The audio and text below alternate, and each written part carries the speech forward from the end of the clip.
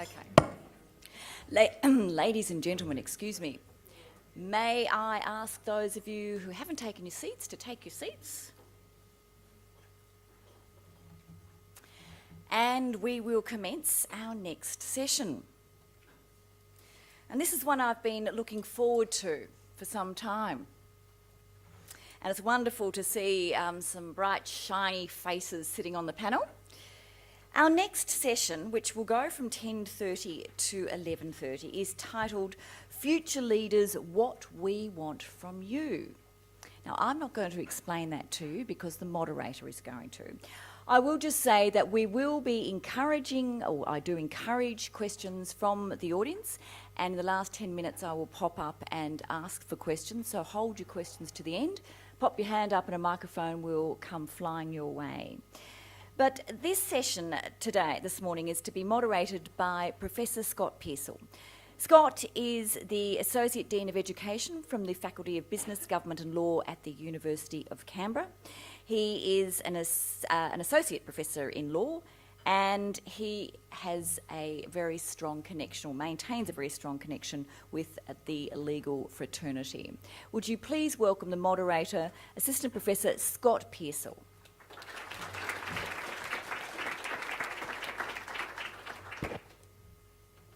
Thank you, Virginia. Chancellor Dr. Tom Calmer, Vice-Chancellor Professor Stephen Parker, Dean of the Faculty of Business, Government and Law, Professor Lawrence Pratchett, Professor Peter Lay, distinguished guests, future leaders, colleagues and students. I'd like to begin by acknowledging the traditional owners of the land on which we meet and pay my respects to their elders, past and present, and also to all Aboriginal and Torres Strait Islander peoples here today. On behalf of the University of Canberra, I extend a warm welcome to you all to this, the inaugural Future Leaders Congress, which the University of Canberra, and in particular the Faculty of Business, Government and Law, is very proud to present. As Virginia has mentioned, I'm Scott Pearsall, the Associate Dean of Education from the Faculty of Business, Government and Law. It's my great pleasure this morning to moderate the second session of this Congress, which is entitled Future Leaders, What We Want From You. On stage with me are 6 emerging leaders who I will introduce to you very shortly. Before I do, I would like to briefly mention some of the University of Canberra's work in developing future leaders. The University of Canberra has a vibrant and growing student community. In 2014, more than 18,000 students were enrolled with us. Of these, 13,500 were domestic students and almost 5,000 were international students coming from more than 110 countries. University of Canberra students study not only at our campus here in Bruce in the ACT, but also at campuses in Brisbane, Sydney, Melbourne, Hong Kong, across mainland China, Singapore and Bhutan. The University of Canberra education sets out to develop a set of key attributes in our graduates, equipping them with the knowledge, skills and professionalism to be future leaders. These leadership skills are engendered in a range of ways. Students can study leadership as part of their academic studies. Students are offered internships, work-integrated learning programs and projects where they partner with business, government and the community sector to develop real-world skills, real-world understandings and real-world leadership. Students are afforded opportunities to study abroad. In 2015, University of Canberra students will undertake exchanges to many countries, including Finland, Thailand, Canada, the United States of America, the United Kingdom, the Netherlands, Hong Kong, Italy and Germany. Students are afforded opportunities to join student groups and professional associations to learn from leading experts in the academic and professional worlds. Student leadership is also rewarded and acknowledged by the University of Canberra through scholarships, special leadership awards and other forms of recognition. And indeed, students are offered a range of other opportunities to develop themselves as leaders. Demonstrating this commitment in very tangible terms, the Faculty of Business, Government and Law has sponsored 29 emerging leaders to attend this conference. 6 are on stage, the rest are sitting amongst you. These 29 future leaders include 27 current or recently graduated students from the University of Canberra and 1 current student and 1 recent graduate from the Australian National University. These future leaders come from a diverse range of backgrounds, courses and life experiences. As I've said, 6 of these emerging leaders are sitting alongside me, and I'm just going to take a moment to briefly introduce each of them to you. And as you'll see, none of them are merely one-dimensional. I'm going to run along the table, so I'm going to start with Dr. Jessica Kennedy, who's sitting closest to me. Jess is a graduate of the University of Canberra, studying both her undergraduate law degree and her Doctor of Philosophy and Law with us. Currently, Jessica works as a family law solicitor, a lecturer and a tutor at the University of Canberra. Jessica is also actively involved in the community sector. She regularly volunteers at the Women's Legal Centre, providing advice and representation to women. She's on the Next Gen committee at Merrymead, a community organisation providing support to children, young people and families. Jessica is also on the board of Anana Crisis Centre, which provides accommodation and support services to people in the community who are experiencing mental health issues, are homeless or at risk of homelessness, and or those who have experienced trauma. In recognition of her outstanding professional achievements and community involvement, Jessica was awarded the 2014 ACT Young Lawyer of the Year. Sitting next to Jess is William Jenkins, Bill. Bill currently designs and teaches at the Australian National University's Arabic and Persian languages online program and is Young Australians in International Affairs 2015 Indo-Pacific Fellow. In 2014 he graduated with first class honours and the Tilliard Prize in Arts and Asian Studies from the Australian National University. He formerly worked at the Australia Arab Chamber of Commerce and Industry, the Chamber of Commerce's Productivity Unit, and the Australian Senate Standing Committee on Foreign Affairs, Defence and Trade. He writes on the politics, economics and history of the Middle East, South and Central Asia, and Australia's outlook on the Indian Ocean. Sitting next to Bill is Sarah. Sarah is currently studying her Bachelor of Primary Education at the University of Canberra. She's worked in the UK as a teaching assistant and more recently with the Department of Defence as a Ministerial Administrative Officer. Sarah has also been active in the community sector, raising more than $10,000 over the past 3 years for the Mother's Day Classic Breast Cancer Fund Run charity.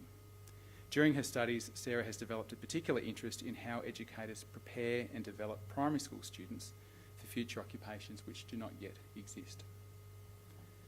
Sitting next to Sarah is Rosemary Hobart Carrow. Rosemary, who heralds from Papua New Guinea, is an Australian Awards postgraduate student studying a Masters of International Development at the University of Canberra. She is also an early career professional evaluator with an extensive record in managing program and project evaluations for both the Government and Department of Foreign Affairs and Trade in Papua New Guinea. She was also a foundational member of the Association of Professional Evaluators in the Pacific region. Rosemary's work has focused on developing appropriate and relevant techniques to measure aid value, as well as identifying highly skilled locals to implement these models. Sitting next to Rosemary is Jonathan Gerlach. Jonathan is a full-time student at the University of Canberra. He's studying a double degree in sports management and sports and exercise science. He has a rare genetic disorder known as Usher syndrome, which means that he's both legally blind and hearing impaired, and this will eventually lead to total blindness. Jonathan is also a full-time elite athlete, and he's currently ranked in the top 5 visually impaired triathletes in the world. And he's working towards representing Australia at the Paralympic Games in the sport of para-triathlon. In 2014, Jonathan was awarded the University of Canberra Athlete of the Year award. Over many years, Jonathan has worked to support vision-impaired people and the organisations that support them through public speaking and education sessions. Sitting next to Jonathan is Brooke West. Brooke is a final year law student at the University of Canberra. Whilst completing her studies, Brooke has been employed full-time in the public sector as an assistant director in various policy development roles in the education, workplace relations and employment portfolios. Brooke is currently completing her honours thesis, working in conjunction with the ACT Law Society. Her work examines allegations of professional misconduct made against solicitors by self-represented litigants.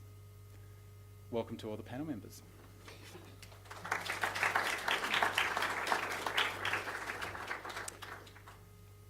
The format of this session, which is to follow, will be a panel discussion. So questions will be asked of the panel members which seek to draw on their personal expertise and which address the identified themes for this particular session. As Virginia has indicated, as we come to the end of this session, we will be inviting questions and comments from anyone in the audience. So if there's something that you would like to revisit, please make a note, and we're more than happy to return to that issue. I'm going to seek to ask some general questions as part of my role as moderator, but I'm also going to ask some very particular questions of the panel, and you can probably understand the reason why. We have some incredible expertise and perspectives here on stage, and so we're going to take sort of a very interesting path through many different aspects of leadership over the next 40 minutes or so. Let me begin.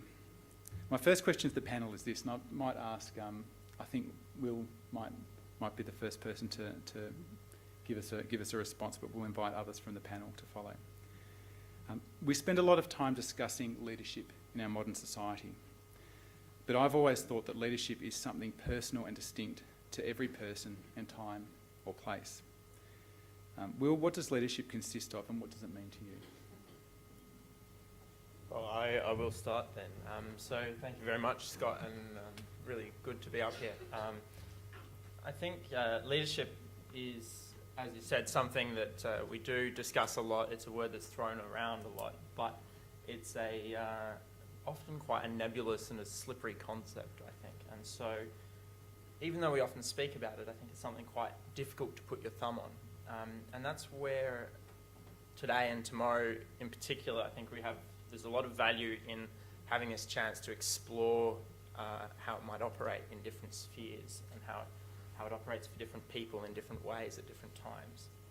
But it's always struck me on the few occasions where I've had the chance to think about it that leadership really comes through, and it has to be in both ideas and with people. One without the other is quite useless. It's important to have ideas and to be lateral thinking and to have broad horizons, but also that doesn't really go that far unless you can pull people along with you and mobilise people to get behind it and push for it. So, as you said, Scott, it is personal. I think everyone has their own understanding of leadership, but it operates in different ways, and in many ways it's social as much as it is personal. So, those are my thoughts. Thank you. Rosemary, I might ask a question of you now.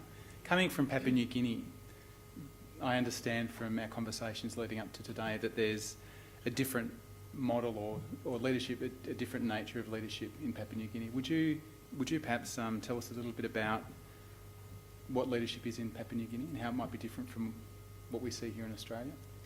Sure, thank you, Scott, for the opportunity. Leadership in Papua New Guinea is both diverse and dynamic, but at this point in time, it's also losing its integrity and value. So I'll just talk a bit about how diverse and dynamic it is. It's diverse in the sense that it's stimulated by a lot of adopted Western cultures through the colonial period, but it's also stimulated by over 900 different cultures and their beliefs in leadership. And so throwing all of that into the mix, it makes it dynamic because leaders every day in Papua New Guinea have to make tailored solutions for the people there. One particular style comes into mind in PNG, and that's the big men concept.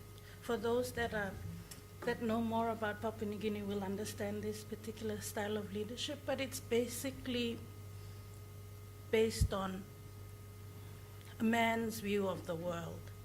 Okay, so excuse me, it's basically a strategy to provide, protect, and contribute to the community's welfare. In the past, leadership was based on trust and respect. Currently now in Papua New Guinea, it's based on greed and corrupt and collusions. So yeah, that's my view of leadership in Papua New Guinea at this point in time. Thank you, Rosemary. Jess, did you want to, I know that Rosemary was talking there about man's view of the world. I know you've done lots of work, and your PhD was in issues of domestic violence, and you work with a lot of vulnerable people. Is that a view? Is the leadership model out of whack in Australia? Is that problematic? Well, yes, I guess I would say that it is, and perhaps there's not as many dissimilarities between the two as we might think there are in some ways. I guess my view about that is the inherent masculinity of our system and the way that it works. And for people who are victims of violence or who are vulnerable in other ways, there is a need for that to be strengthened. And I guess the first step, and it might also apply in Papua New Guinea, is for there to be awareness about that fact. Before there's awareness about what's going on, it's very hard to find a solution to fix it. So I think that that's a really big thing. Recently, we've had 3 women die as a result of domestic violence in Canberra, and that, I guess, in the good points about that is that it's raised a lot of awareness, and people are now trying to take action to deal with it. And it's a shame that it had to come to that when the statistics have been there all along. But I guess it is a step forward in terms of creating that awareness and to be able to drive that change. I'd also, though, say that the change needs to come from above as well. And in my view, that means that there needs to be more diversity in the leaders that we have up above. Gender diversity is important, but I think it's also important that that there are men who lead in this change as well, to help and support other men who are in or who have differing views. Did you want me to go into any more detail? Sure. No. I mean, it's a problem that I find very hard to give a one-fix solution for, but I think a lot of the work that I sort of do on the ground with vulnerable people empowers them, and I think that women specifically in situations of violence need to be empowered to understand the situation that they're in, to be able to then do something about it. And I think I'm in a very privileged situation or position to be able to help those people, and I'm also then in a position to be able to advocate for those people in terms of change. And I would hope that a change from above and a change from below as well can lead to something bigger happening. And I know Brooke will probably talk a bit about women in positions of leadership, and I think that that's something that's very important for a whole range of reasons, but particularly to help vulnerable people and victims of violence specifically. Thanks, Jess. Brooke, I think you just got an invitation. So I did. Thanks, Jess. I think Virginia's pretty much introduced my views on leadership quite nicely in her introduction, and that as a young, ambitious woman, it's very personal, and it's important that there are a lack of women leaders, and there seems to be a structural issue in terms of the environment for women to flourish in leadership. And I think it is a complex issue, and Jess has already touched upon, there's not a one single solution, but I think we need to continue to grapple with it, and not continue but more. I don't think enough has been done. And yeah, I think it's critical to Australia's prosperity and future, and not over the, generally, but for women personally and socially, their values as well. if I can ask a question, and this is sort of drawing into the issues that you've been raising, the issues of positive discrimination for women, and perhaps I can open this up to Brooke and Jess and anyone else who'd like to comment. The idea of quotas, is this something that you see as being a positive step? My value on quotas is it's almost tokenism, in a sense. I think there are some, I understand that some Nordic countries have introduced legislative-based quotas, but I think the jury's still out on whether they're successful.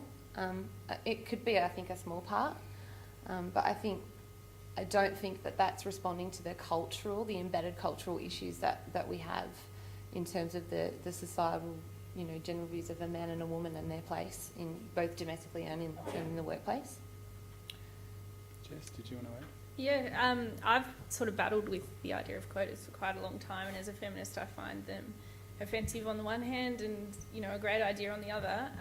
But I think I've come to the point where I think they may be necessary, and if it's only a short-term fix, then so be it. But I think for the change to come from the top and from the bottom, there may need to be some implementation of quotas, and I mean how that's done, I don't know. It's a hard task for anybody, but I think that for there to be that bigger cultural change, which is what we do need, culture is very hard to change where the people at the top still have the same views and are implementing even changes in legislation according to their views. So I don't know. I don't know is the answer, but I think that we've tried a lot of different things in the past and nothing seems to be working, so why not? Brooke, if I can just return to you for a moment, and I'm aware that we will get to the other panel members shortly. You mentioned your career aspirations, that you are ambitious and that you do want to be a leader. You're an emerging leader at the moment in the public service, and I know that you're a highly competent student of law and have ambitions to be a leader in law. What are some of the challenges that you think you might face given what you've noted already about the challenges for women? I mean, how will that impact on you personally? I think to start with, I'm in the public sector at the moment, and when I do finish my law degree, I do have great aspirations in moving into the private sector and becoming in a senior position in the private sector. And I think I've already achieved, I'm in a leadership role at the moment, and I've looked at the statistics on women in leadership in the private sector, and they're not great. We've got about 65% of graduates from law who are women, and in senior positions and at the federal court judges, we're hovering on 20%. So those numbers suggest to me that that environment is problematic, and it will be a challenge for me if I want to be a leader in a senior position. That is going to be a challenge. Or do I stay in the public sector, which is a little bit more progressive in having women in leadership, but sacrificing what I really want to do longer term, and that's practice. So I think that's going to be a major challenge for me going into the future. Jess, you've been recognised as a young leader in law. Did you want to add anything to Brooke's comments? Yeah, well, I think there's a major problem with our legal system and the way that we practice law, and I think it's archaic, and I don't think it's necessary anymore. And the way I work sort of demonstrates that it doesn't have to be that way. So I think that it's about our society, and again, it's a cultural thing, and our legal society in particular, understanding that it doesn't have to be the way it's been for hundreds of years, which was a system designed by men for men back then. It can change, and it can work differently, and it can work really well. And having gender diversity in leadership positions in the legal system is actually a wonderful thing, and it works its way down to having lots of good changes all along the way. And I think, even if you don't have that moral alignment with the need for gender diversity, you can always think about how gender diversity has been consistently linked to better financial performance. So better decisions are made when you've got a more diverse group of people making those decisions. And so I think that not only to make workplaces more comfortable for women, or for women to feel accepted in, it's also a bonus for the organisations as well, and I think it can be done. So. Thank you. I'm going to change tack slightly. We've been talking about some of the challenges that might face women to attain leadership roles. There's also been much talk in the media about education. It's a constant political football in many respects. So Sarah, I'm going to move to you because you're our passionate primary school educator. In your view, what are the challenges facing Australia's schools that educational leaders need to address? Thanks, Scott. I think the first thing is we need to recognise what we want out of our education, and I think that's a smart Australia at the end of the day. We want graduates coming out of primary, high school, college that can go out into the workforce and be successful in the 21st century. I think that our curriculum and our old school way of teaching is quite set back for the 19th, 20th century way of doing things. Very sit in a chair, do exams, be silent in school. And practically, I don't think that's working for what we want people to be entering the workforce. I've never worked in a position in my working life where we've sat silently at desks. I've worked in places that are collaborative, we share ideas, we want multiple perspectives coming in to help progress, both schools and my time in defence, progress our policies forward. And I think that's what we need to see the changes in education being. There's been some interesting work being done in Finland, who's one of the leading countries in literacy and numeracy, and they're scrapping all subjects and instead doing what's called phenomena teaching, which is where they take a sub-layer topic and they combine specialist teachers to work together to teach a concept as the big picture. So instead of teaching maths and teaching a week on an area, they teach the bigger picture and have the maths input and the business, the economics, the literacy all put together so the students can see where this is going to apply to their real world and how we can use this when they go out into the workforce. And while I'm not sure if completely scrapping as subjects is the way to do it, I do believe that we need to integrate our units. We need to ensure that students are understanding where this maths is going to apply, where these literacy skills are going to apply to their life and how they can use them in their working life. I think that's essential, and if we aren't getting that concept across to our students, we're basically setting them up for failure when they go into the workforce because they're not going to be enthusiastic about what they've learnt and they're going to struggle to apply it to a working situation. So I think that's probably the biggest challenge we've got going forward in education. What about the issue that's been in the media very recently about poor quality of teachers? Yes, it's a hard one. I think the first thing we need to do is change the image and status of teaching. I think teaching has, at the moment, quite a low university entrance score, and people sort of assume that if you are teaching, you're doing it because that's how you got, an easy way to get into university. And I don't think for many teachers entering that type of profession that's the case. I think we need passionate and enthusiastic teachers, ones with energy that are going to inspire our students. And to do that, I think we need to change the image of the profession. We need to show people that there's career pathways within teaching, that there's advancements within teaching, and to be truthful, that there's a better salary within teaching. Because when students are leaving college and entering university, they're looking at career pathways and they're seeing, the practical side of teaching is there's not a lot of money in it progression-wise. And over the last 15 years, teaching's been one of the lowest for pay rises to meet the demands of our everyday budgets. And if that can change and the mentoring within teaching can be improved and be for longer periods, so new graduate teachers can be inspired by teachers that have worked in the profession for 20, 30 years and pass on that knowledge, I think we'll start to build quality teachers that are going to want to stay in the profession and continue to inspire students. Good, thank you. I'm going to change tack again slightly. I'm going to speak to Jonathan, ask some questions of Jonathan now. In leading up to this congress, I spoke to all the members of the panel, and one of the most striking things about the panel was most of them didn't see themselves as leaders, and yet when I read them out on paper, I'm sure you, as I did, sort of sat back and thought that they're an entirely impressive bunch. Jonathan doesn't see himself as a leader, and yet this view is not shared by those around him. And I think, from what I understand and what I know of Jonathan, people see him as a leader probably for three reasons. One is his accomplishments. Secondly is his outlook on life, and the third part is his contributions to the visually impaired community. So he's got a really interesting story. So I'm going to just ask you a very general question, Jonathan, and that is, could you tell us a little bit about your story and perhaps a little bit about your philosophy on life? Thanks, Scott. So a little bit about my story. About age 15, I was diagnosed with my condition, Husserl syndrome. So as Scott said, it'll eventually lead me to blindness, and I'm also hearing impaired, wearing hearing aids.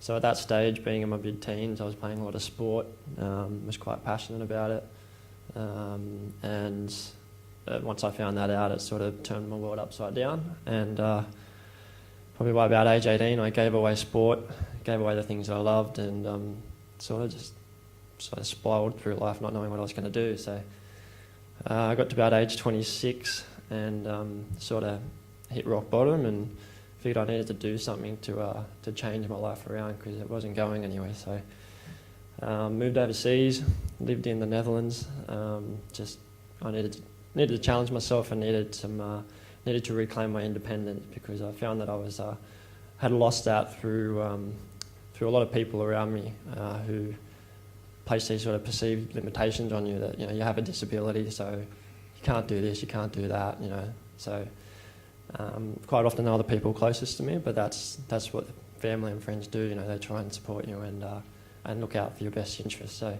I had to sort of escape that in a way and go and figure out life for myself. And in that process, I managed to get back into my passion of sport. And I guess that passion that I've gotten back into it's turned my life 180 degrees back the other way, where so much has happened in that time where I got my independence back, and I regained my focus. I had determination, and I had a lot of other characteristics that I'd never had before. And I guess one of the things that I told myself that I do all the time would be to take up any opportunity that came my way and just test myself and do things that people generally would say you can't do. Because I believe, even if you make a mistake, then you're going to learn from it. So, so I sort of eventually found myself in a position where I could compete at a Paralympic Games level. I didn't know before that I was able to compete in parasports, so that opened up a lot of doors for me as well. It meant that I could compete against people who were also vision impaired and put me on a level playing field. So everyone knows when you compete against people that are a lot better than you, it's not fun. So this meant that I had people that were on the same page and that I could compete against. So eventually found myself competing at the elite level. Moved to Canberra basically made the sacrifice to move to Canberra. I have no family and don't really know anyone to follow that passion. And I guess, with everything I've done, I've found that it's, without even knowing it, I've become sort of a role model and mainly to people in the vision impaired community. So it's not something I'd planned and not something that was a goal in the beginning, but now that I see all the things that I've achieved and the sacrifices I've made and all the things that I've done to get to this point, for me they were just personal goals and things that I wanted to do for myself. But now I see that all those characteristics that I've built and experiences I've had, other people look at that, like Scott said, and then they go, well, okay, wow, this guy's done some pretty amazing things. So I've then now used that and my story and my experiences, which I continue to do, try new things all the time, and I share those experiences and that story with the people in the vision impaired community. So I guess the one main message that I have for that community, the target market being kids and families and so the kids' parents and their carers, is to not to shelter their kids too much and let them actually go out and make mistakes and be a normal person. And the other part is to, if your child has a passion, something that gives them that drive and focus, let them go and do it and try and allow them to do it as much as they can, because for me that's what's changed my life around having that focus and passion. So if they can have those opportunities at a young age, then I think they're going to be on the right path, and that's the message I sort of share with everyone. Just one sort of very short question, Jonathan, that is, what's been the impact of your work with, you were talking about visually impaired children, when you go and work with them, what's, your leadership, we'll use that word, but your work with them, how does it impact them? The parents, it definitely impacts a lot. With the kids, you don't necessarily get them coming up and telling you how much it's changed their life, but I think maybe 10, 15 years' time it might. But I think the parents are the ones that come up quite often after I've spoken and will thank me for starters, and then just purely because they now have a different outlook on their child's future. So they believe that there's support out there for them, and there's going to be opportunities, and even things like technology. I mean, it's becoming pretty amazing, and it's helping people with vision impairments and disabilities in general to live a normal life. I guess one example I have of something that's validated what I do in the communities. There was an article, it's a column called Two of Us. It's quite a popular column in Australia, and it was a story about my coach and I. And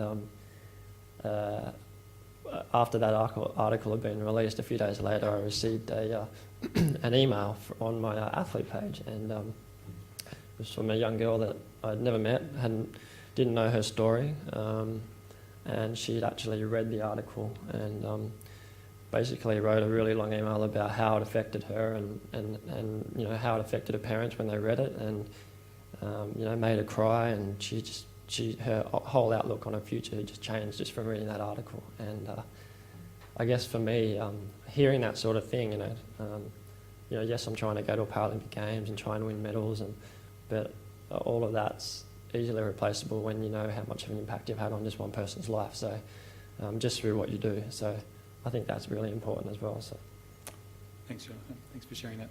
I'm going to move on again. I'm going to change tack. I'm going to ask some questions of Bill now. When I introduced Bill, I didn't mention how well travelled he was and how many different languages that he spoke.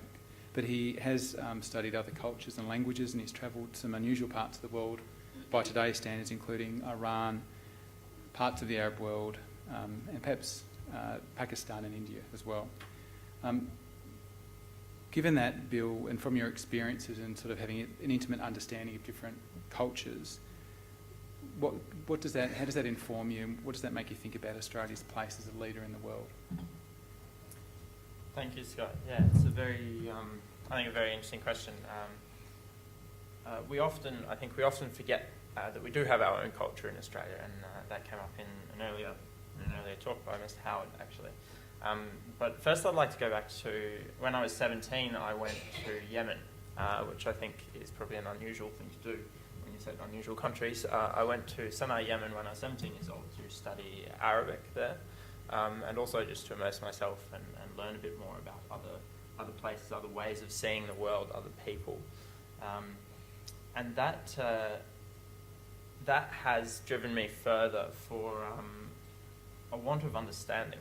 That's, I think, really crucial in that we spoke of awareness and being aware of other cultures and other people and the way that they interact, the languages they speak. Australia is a particularly multilingual, unilingual country, in fact, when a lot of other countries are not. And that's something that we definitely need to bear in mind. And the idea that we have a single monolithic culture here as well is another thing which is really brought into a different perspective when you travel more and you spend time in places like Iran or Yemen or Syria, where I've also been. But it brings home the lesson that people are really what pulls things together as far as leadership. The leadership can be individual, it can be social, but it is also international. And again, Australia sits in an interesting place in the world. We've often felt like we're sat in splendid isolation, which we quite liked for a long time. But the world's not that small anymore. I mean, a 17-year-old Australian going to Yemen is not what the world used to be. So it really begs the question, where do we sit in the world? I think the Indo-Pacific concept is a really crucial one, that we've completely forgotten about our western flank for a very long time. Most of our trade comes through the Indian Ocean. We rely on it that way, but we continue to be stuck in an East Coast mindset in many ways in the way that we interact with the world. And so an awareness not only of other people and other cultures and other ways of doing things, but also what I learned from going over and spending time studying in Iran long term and studying in Lebanon long term as well, is that when you're aware of these other cultures and different ways of seeing things, you actually come around to confirm certain things about your own culture and about your own way of doing things, as well as understanding what doesn't work in your own way of doing things. So awareness, as much as with feminism or other issues in our own society, we need to be aware of where we sit more broadly. And that I think largely comes from an openness and a lateral thinking. When you're aware of things, you get new ideas. And again, that's where Australia really shines. I think we shine when we take up what has been Australia's way of doing things, which is a dogged low-gear idealism. That's where we really shine in the world. And that's when we are true to ourselves, we know what we stand for, but we're also very much more open to what's out there in the world. So again, it comes down to, I think, ideas which come from awareness of other places and also understanding other people and knowing how to mobilise yourself and others to achieve what you want to. So is Australia a global leader? Only when we're at the top of our game. I think middle power is a term that's thrown around a lot, for instance. I don't think we're a middle power unless we're really focusing on it. And we have been, and we can be. So Australia, we have been an innovator in ideas. I mean, beyond the Hills hoist, we've come up with a lot of other good things as well. And that extends into ASEAN, into our constructive role in the Asia-Pacific and hopefully also in the Indo-Pacific. So, and also in more multilateral organisations where we have pushed for things, often which we don't know about. One thing that interests me and that reminds me is that we actually took up Iran's case following the Iran-Iraq war with chemical weapons that no other country did, and that's something that Iran remembers. And one reason why we are one of the few Western countries to have continuing relations with Iran and a good trade relationship, actually. So remembering these kind of things, the lessons of history as much as the way that we're going forward can really help us galvanise things and pull people together. And that's where Australia really shines. Thank you, Bill. Rosemary, I'm going to draw on some of those ideas that Bill's been talking about and ask you, Bill's been talking about Australia's leadership, global leadership, and I know that, and the Indo-Pacific relations. You've had a lot of experience working with the Australian government and the Papua New Guinean government. What do you see as the impact of Australian leadership on Papua New Guinea and the future of your country? I think Australia has a lot to do with Papua New Guinea. We've been friends, we've been allies for way back since World War II. And so I think, Australia plays a very big role in terms of PNG's development. And just drawing conclusions from how Australian society is perceived, for Papua New Guinea, we have to lead in a multilingual society, basically over 900 languages, and over 900 different people coming to the table and saying, this is what we want, this is how we want to see it.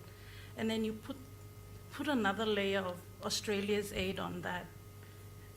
And it's mind-boggling in terms of how that can impact PNG. I'll just give you some stats to just show you what the leadership has been doing in PNG at this point in time. Unemployment rates in Papua New Guinea are quite high. According to Asia Development Bank's country report in 2012, 16% in urban areas and 1.5% in rural areas.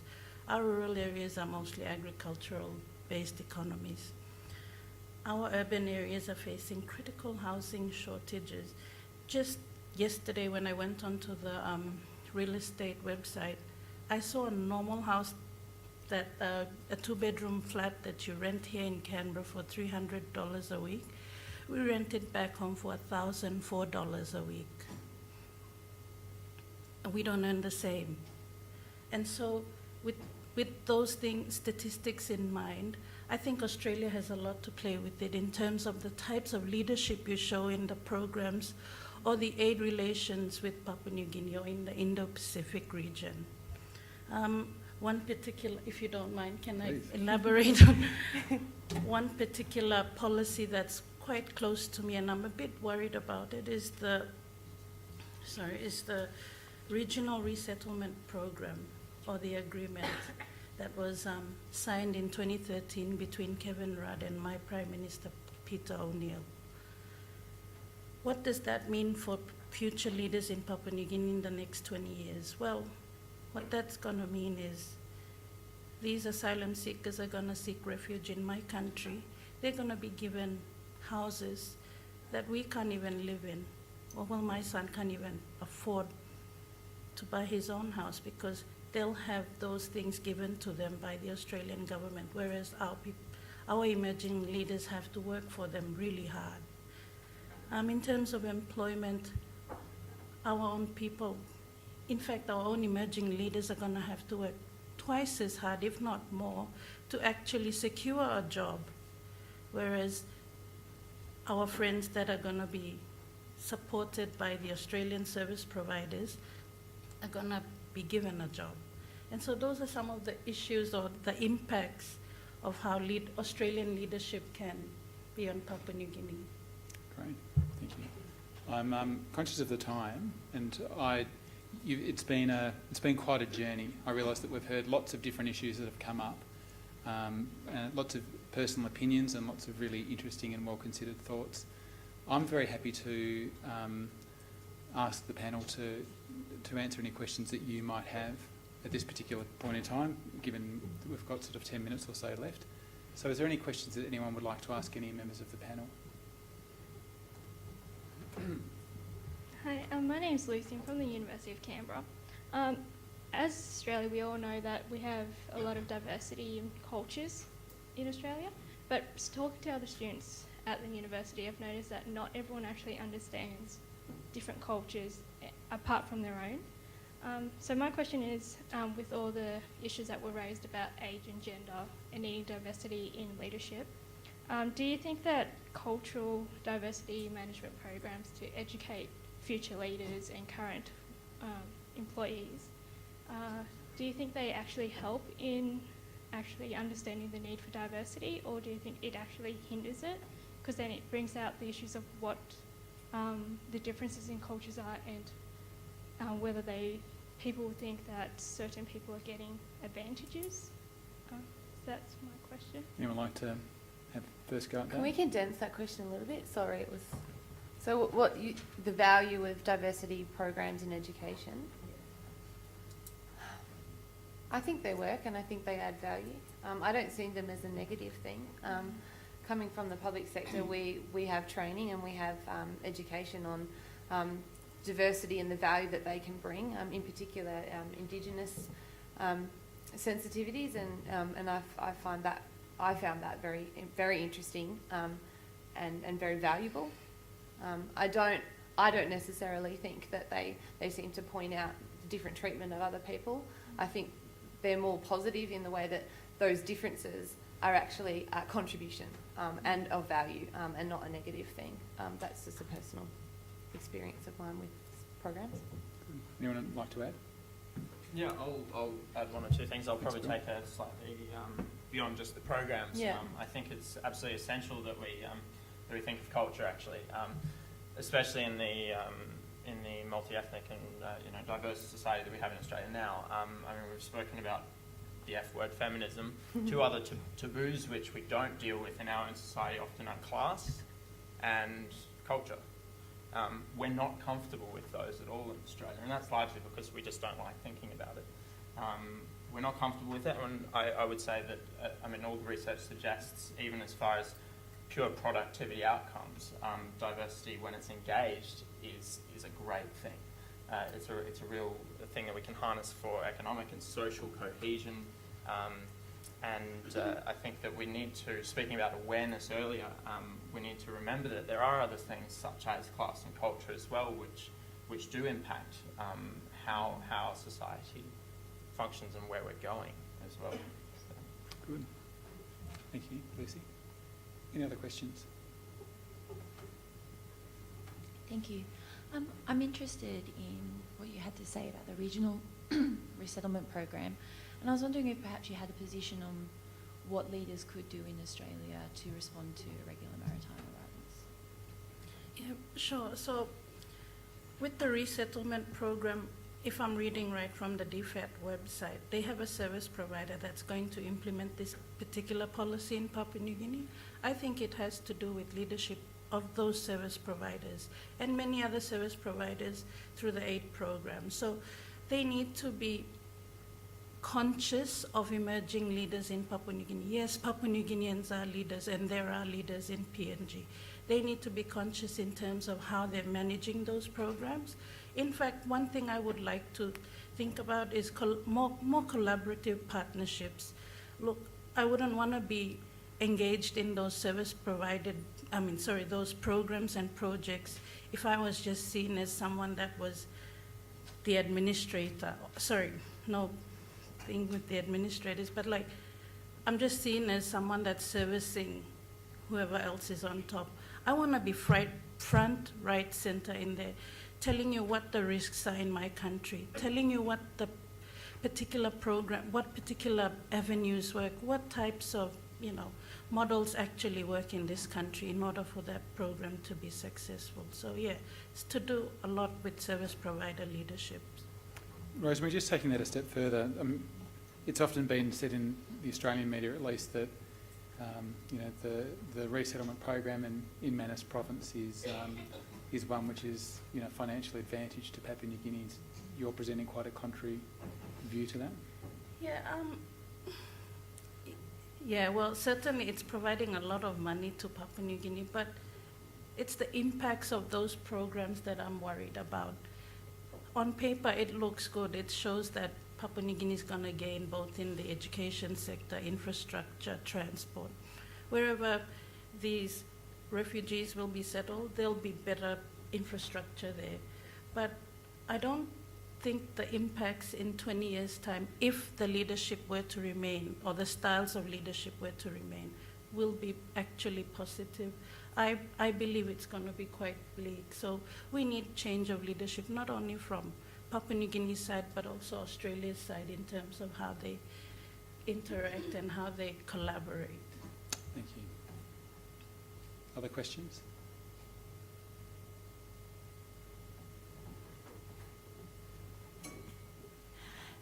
I hope you don't mind indulging a question from me, but I have a question for the panel.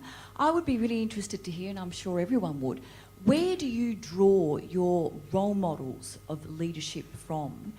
And name some names, give us some examples.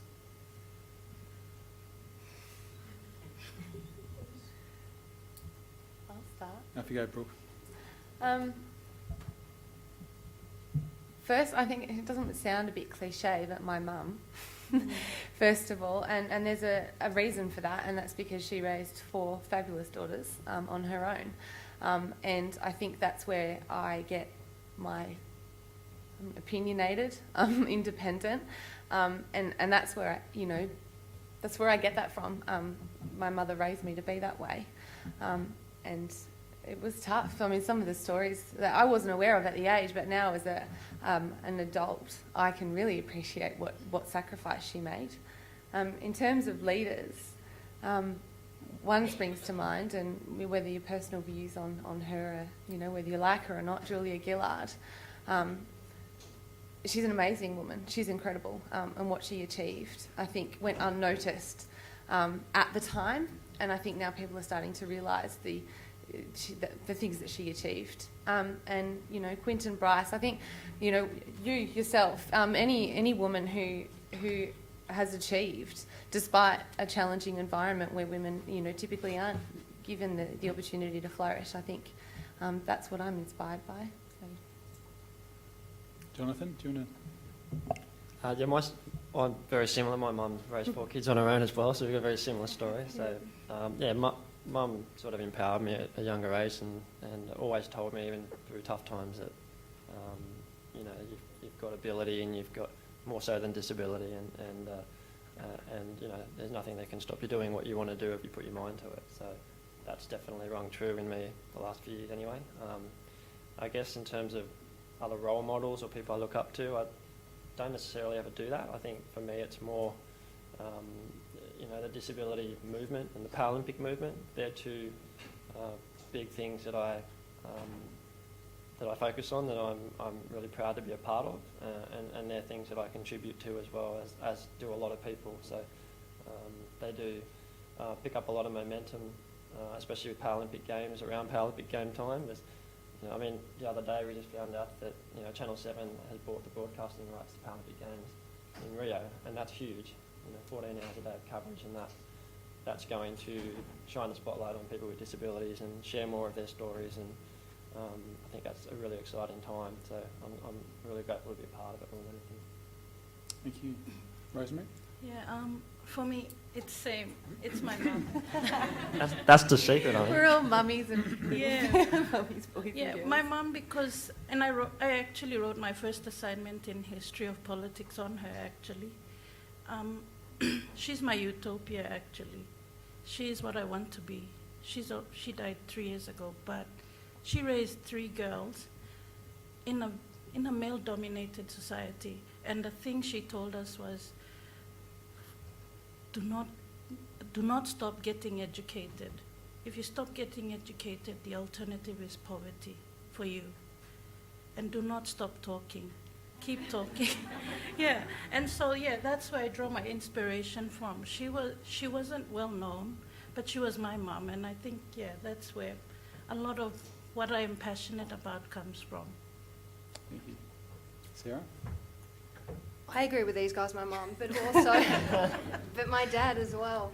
To be truthful, he has been so passionate about fighting for my rights as a female and to be seen and to break down the stereotypes. He had 2 daughters, so he really didn't get a choice in the matter. But, he's instilled in me my whole life that I could do anything I wanted to do, and he was always the champion for me when I was told in schools that I shouldn't do academic subjects because I wouldn't be interested in them as a girl. And that was something my dad went straight in the next day, and he fought so hard and he was so mad that I'd been told that. And I just think, to me, leadership the most inspiring leaders are often the people that we know, the people that champion for us personally. I've got many teachers that I personally look up to, and both in a professional manner, but as a student of them, where they allowed me to blossom and gave me the confidence to know that I could do anything that I set my mind to. And I think that is one of the most powerful leadership standards anybody could have. Thank you, Sarah. Bill? As much as I love my mum, I am going to go a little bit out of left field. I do love my history, so I'm going to jump back to 2 characters who, particularly for me, are very interesting. I think a former British Prime Minister, William Ewart Gladstone, who was a Liberal Prime Minister of the UK in the Victorian era, and he brought about a huge number of reforms.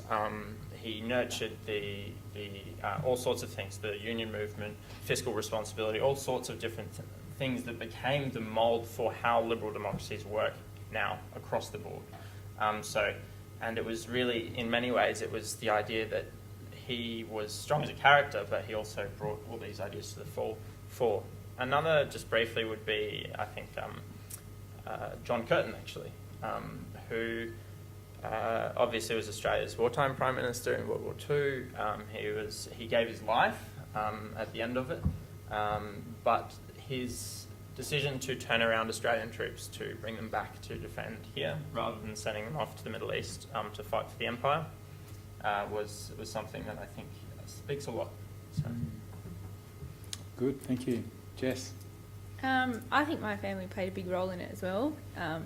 I think my mum and dad are both very successful in their own right, and we grew up, me and my sister and my brother, and we were never taught that there was anything different about any of us, so we were all aimed to be the best that we could be.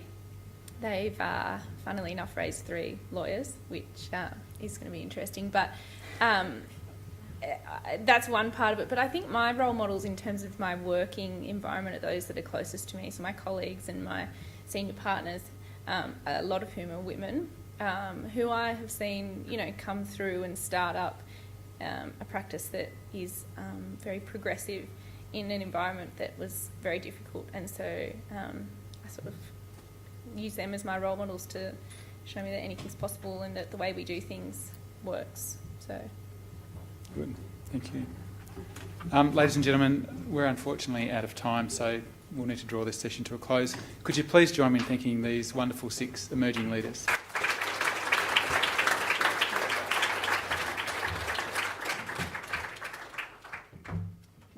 And our thanks, of course, to the moderator, Professor Scott Pearsall. Please thank Scott for his work today.